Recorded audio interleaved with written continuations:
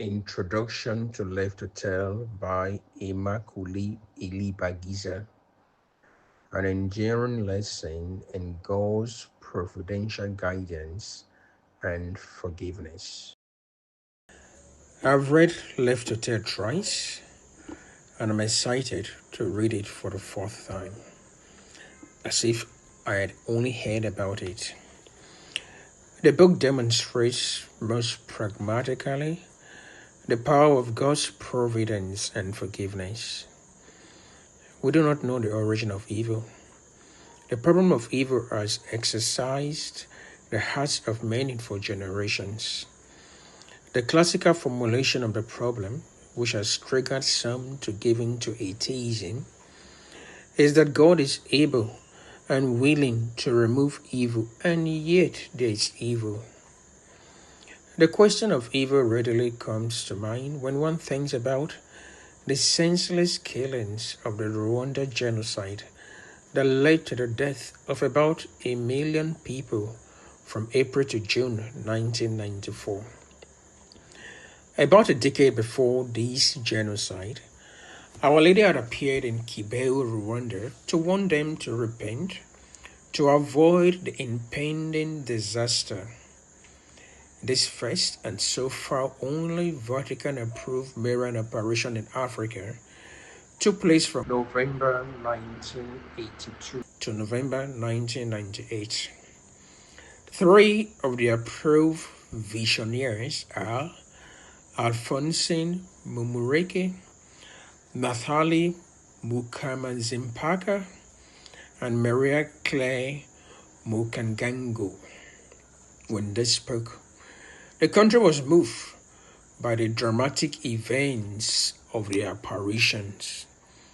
Thousands came to Kibeho to listen to them, including government officials who were protagonists of the war.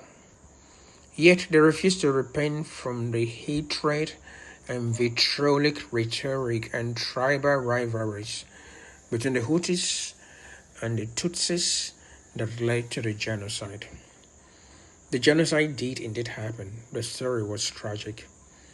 But neither God nor Our Lady left the people alone. God shows his power not only when it prevents evil, but also in what it does to place a limit on the power of evil. Left to Tell is a testimony to God's power amidst evil. And indeed, as the book subtitle states, Discovering God amidst the Rwanda genocide. The author and survivor takes us through the account of her experience of the genocide, her providential protection by God, and how she came to forgive those who killed her, the members of her family. Her Catholic faith, particularly her prayer of the Rosary, was decisive in her transformation. The pictures displayed today from the book takes us through the pathway of the story that begins from her early and memorable childhood, a family life full of dignified and Christian values which shaped her all through life, the gathering storms of the genocide, and her escape to live in a pastor's house where she and 7 other women were housed in a small bathroom for 91 days. Her bathroom experience is the climax of the book. There she experienced the peak of her anger, frustration, and hopelessness.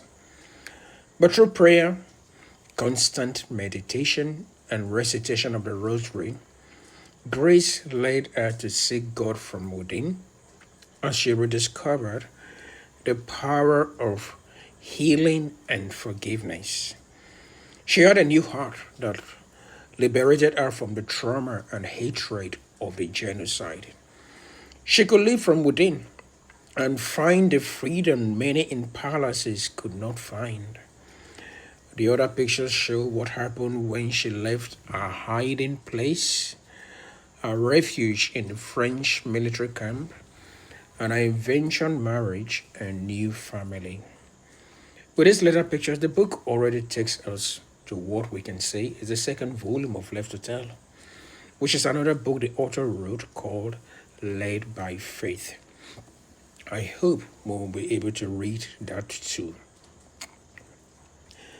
Anyone who lives in our world today knows that the event of the Rwanda genocide and the factors that precipitated it still lurk around us. Such events make a mockery of our faith. Those of us in Nigeria are all too familiar with how politicians easily capitalize on tribal sentiments to win cheap political gains. Left to tell is a stern warning to flee from tribally induced rivalries and oppositions. They attempt to undermine the universality of the Christian faith and our common brotherhood in one God. Our different ethnic heritages are gifts that should be celebrated and not played against each other. Those who genuinely love their tribe do not hate others, because when we truly love what God has given, we get to the depth of our common humanity and brotherhood. It is only a truncated love of tribe that leads to tribalism. Let of Tell is not a book that aims to give a historical account of the Rwanda genocide. It is not gratuitously violent in its description, but it does mention and describe some violent scenes. For those who are easily triggered by such scenes and believe they should adopt a survivor strategy of avoidance, please feel free to skip any violent description. The facilitators who write the introduction note for the daily post will be encouraged to notify readers about the pages that might have such violent scenes in their notes. That being said, it is also encouraging to note that many persons, especially those who have encountered trauma and who went through the Rwanda genocide, have found Left to Tell inspiring and relieving. They have not been re-traumatized because the context of the presentation of events emphasizing hope, compassion, healing, and forgiveness.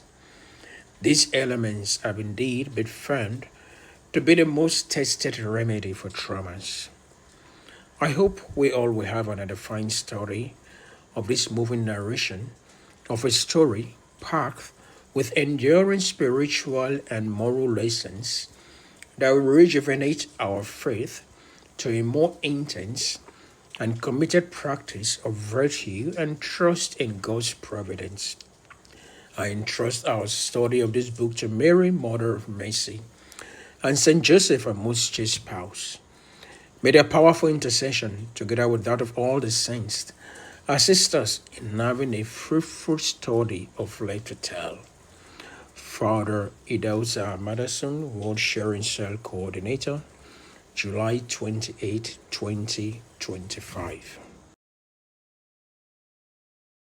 And one of the big lessons was to understand the importance of love.